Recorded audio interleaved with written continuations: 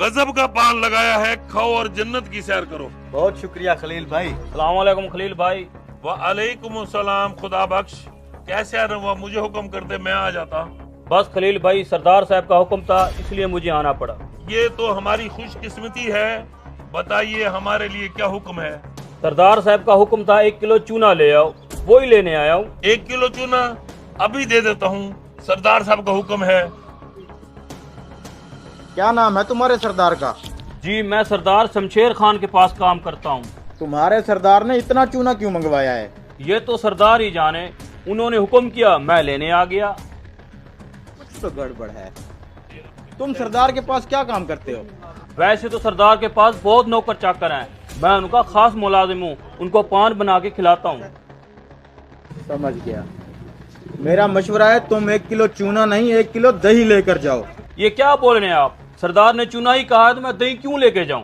अरे मियाँ, अपनी खैर चाहते हो तो चूना नहीं दही लेके जाओ। चलो भाई, तुम्हारा चूना। अरे मियाँ, अपनी खैर चाहते हो तो चूने की जगह दही लेके जाओ। अगर इसने सरदार की बात न मानी तो वो इसकी जान ले लेगा। लेकिन इसकी जिंदगी तभी बचेगी अगर ये चूने की जगह दही लेके जाएगा। आगे तुम्हारी मर्जी। कहीं वाकई सरदार मेरी जान लेने का तो नहीं सोच रहा?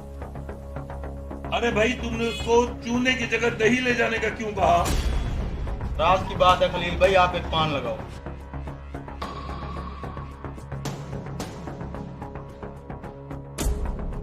उस अजनबी के कहने पे मैंने चूने की जगह दही तो ले ली, लेकिन सरदार को क्या जवाब दूंगा? अल्लाह ही मदद करे मेरी। जाओ जाके नहलाओ इस घोड़े को। हाँ खुदाबाज, चूना ले आई हो? जी सरदार, ले आया हूँ। ठीक है, ये चूना तुमने खाना है। मुझे ये चूने वाला डब्बा खाली चाहिए। खाओ। सरदार, मैंने कहा मुझे ये डब्बा खाली चाहिए। खाओ ये चूना।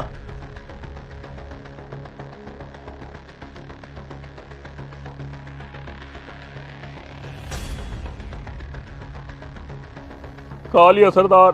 खा लिया? 1 किलो चूना खाने के बाद तुम जिंदा कैसे हो? इस डब्बे में चूना ही था ना? सरदार, इस डब्बे में चूना नहीं दही थी। दही? मैंने तुम्हें 1 किलो चूना लाने को भेजा था। सरदार, मैं पान वाले से चूना ही लेने गया था, वहाँ एक अजनबी बैठा था, उसने कहा था चूने की जगह दही ले जाओ, तुम्हारी जान बच जाएगी। तुम्हें तो मैं बाद में देखूंगा, पहले उस अजनबी को बुला के लाओ। अस्सलाम वालेकुम। वालेकुम सलाम। तुम्हारे कहने पे मैं चूने की जगह दही तो ले गया था, मेरी जान तो बच गई। अब तुम्हें सरदार ने बुलाया है। अंदाजा था मुझे इस बात का। अल्लाह ताला इनको सरदार के गजब से बचाए। तो ये है तुम्हारा सरदार। मैंने अपने मुलाजिम को चूना लाने का कहा था, तुमने इसे दही ले जाने का क्यों बोला? क्योंकि मैं जानता था वो चूना आपने इसी को खिलाना है। तुम्हें कैसे पता चला कि वो चूना मैंने इसे खिलाना था, जबकि ये बात तो इसे भी मालूम नहीं थी, सिर्फ मैं जानता था।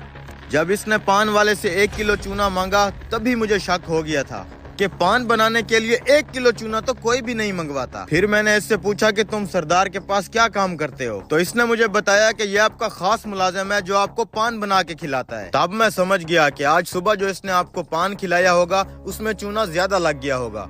आपकी जुबान कट गई होगी तो आपने सोचा होगा सजा के तौर पर इस मुलाजिम को भी चूना खिला के मारा जाए। बस इसीलिए मैंने इसको कहा कि दही ले जाओ।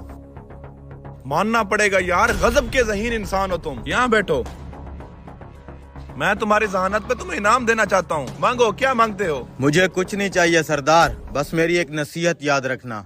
जब इंसान का वक्त खत्म होता है तो मालो दौलत रुपया पैसा कुछ भी काम नहीं आता, सिर्फ इंसान के अच्छे अमाल काम आते हैं। गरीबों पे जुल्म करना छोड़ दे सरदार, इंसान खता का पुतला है। मुलाजिमों की छोटी मोटी गलतियां माफ कर दिया कर।